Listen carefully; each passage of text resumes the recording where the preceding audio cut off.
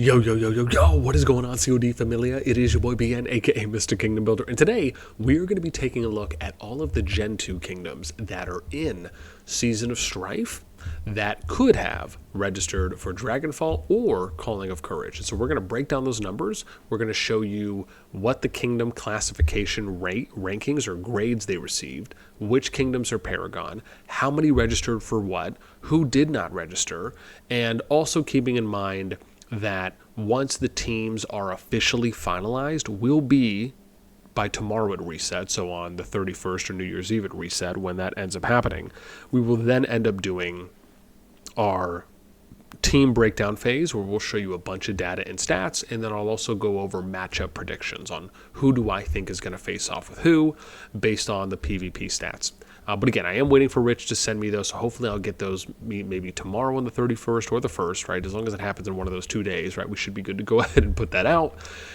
A side thought, which I've had, is I wonder if the devs will delay the main group that is in KVK right now for Dragonfall, which is here, right? So these SoS 3-9 groups, if they will delay them maybe up to 2.5 or 3 weeks in order to line up with the start and finish time for this Gen 2 Season of Strife group.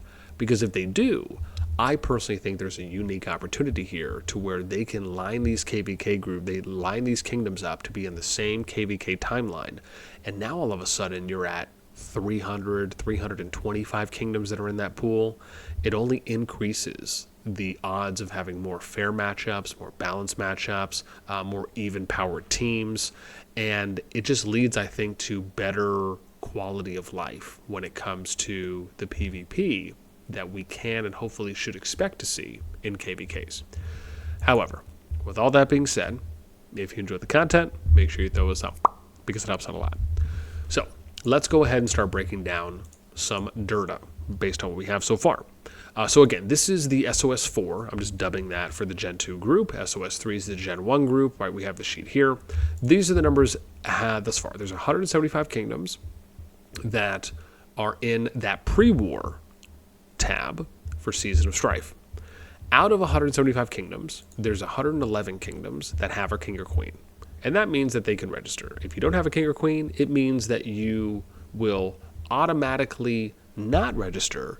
However, if you have not registered 3 times or more, then you will go ahead and be automatically placed into a storyline. So what that means is that you could automatically be placed, and I imagine this is probably at the discretion of the CoD team on whether that's going to be in Calling of Courage or if it's going to be on Dragonfall.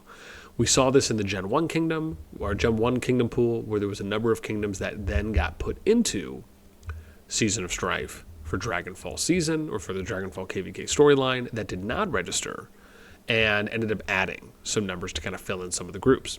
Based on this, you could see 63.43% of the kingdoms, which is 111 out of 100, or 175, 111 out of 175, that actually could register. Out of 111, 93 kingdoms actually registered, and specifically registered for Dragonfall.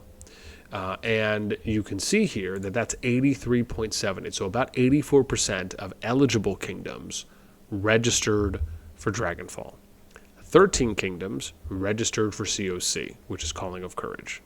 5 kingdoms that are eligible opted not to register. So again, they might get put in, or I'm sorry, if they have not skipped, meaning if they have not registered, or I should say if they have not registered 3 or more times, then they will be automatically put in. If they have not done it more than 3 times, and they've only done it once or twice, then they will register and they'll just skip and go into the next pre-war pool, waiting for the kingdoms to come out of pre-strife and then going into Season of Strife. So these are how the numbers look, and again, all of these are ordered together. To compare that with the main group in there, right, there was 130 kingdoms compared to 175. 99 eligible kingdoms compared to 111, so 12 more. And then you have 93 realms that registered, and here it's 95 realms that registered. So shockingly enough, 2 more realms actually registered in the main group compared to the Gen 2 group. So again, if you want to just look at some of those numbers, and you could see here, right, out of eligible groups, 95.96, only 4 kingdoms didn't, only 4 eligible kingdoms, let me be specific here, did not register, right? Here, you ended up having 18 kingdoms, right, that didn't register. So again, a decent amount compared to the Gen 1. Does that really mean anything? Who knows? Okay. Now let's get into the kingdoms themselves, and I'm going to show you this version where we look at all the kingdoms, and then I'm going to show you it top down based on classification. And I guess I could just update this. There's probably no need for me to do actual. We'll just do that, right? Keep it pimping. So we'll start top down for the kingdom, so you can kind of see everyone. And alliance is basically just the king. Or alliance that has king at the time. So whether you look at that as the number 1 alliance and or just the king alliance or queen alliance in the game or for that kingdom, right? That's what the alliance tab means. Registered DF is Dragonfall. COC is Calling of Courage. You might see something like a DNR. That means did not register. And I think there might be one other possibly. But this is all ordered chronologically, starting from low to high. So as we go here, you can see obviously with some of the Paragon statuses too as well. I'll kind of just show you everything first, and then from here, and anything that's blacked out like this just means that they don't have a king, right? So they kind of fall into that like I'm not able to register category.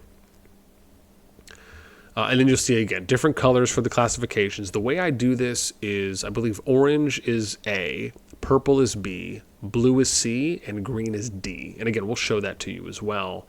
Here in a moment after we finish doing it. And you can see some gaps here too as well. And that's just because we're going in order. So, you know, you're the way that they might classify could just be anything. You can have a group of 7 or 8 in a row, and then it might split. It really just depends on kind of the power of the kingdom. Because as we know, they're probably going off of like total kingdom power and not necessarily going off of a kind of a top 300, which was articulated to us by CoD CS when people were asking questions in regards to the main group that went in to the first Dragonfall season. And so that's kind of what we think they're using, or I guess you could say assessing and factoring into how they're distributing classifications, or I guess another way to say that is how they're grading the kingdoms, right? Okay. And so that's all of them. And you can see the DNR, right, for did not register. Now if we go all the way up to the top, and we show this to you in a different way, we can do a little sort, little classification, and then here. So we'll go top down, and we're going to look at all the A kingdoms, and then we'll show you those paragons, and then move down to the B, C, and D, just to make sure everyone gets some love.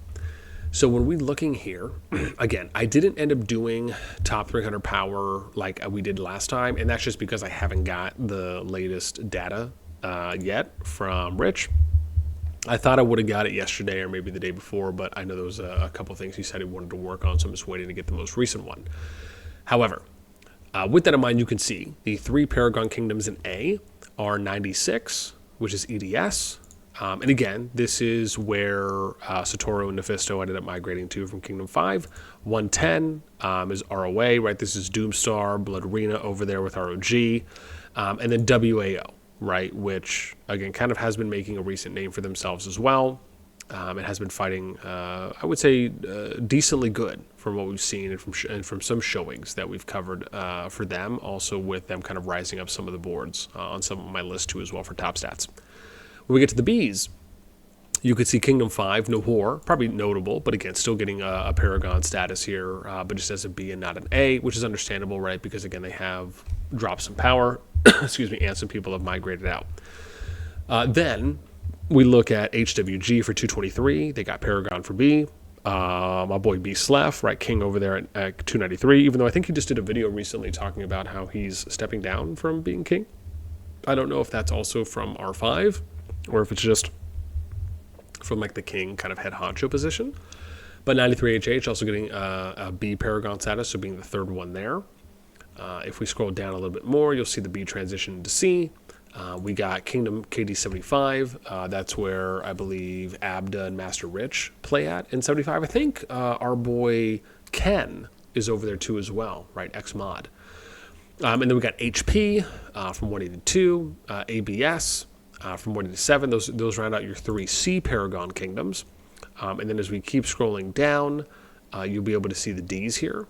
And we'll kind of get here to the low Ds. And you see CFN, TC the Continental is over there. And they've got MC1. So those kind of round out your 3D Paragon kingdoms and kind of the classification breakdowns. Like I said, hopefully next time we end up doing this for the teams, I'll actually have the powers and also some kind of deeper dive stats too as well that we'll be able to look at that I'm really excited for.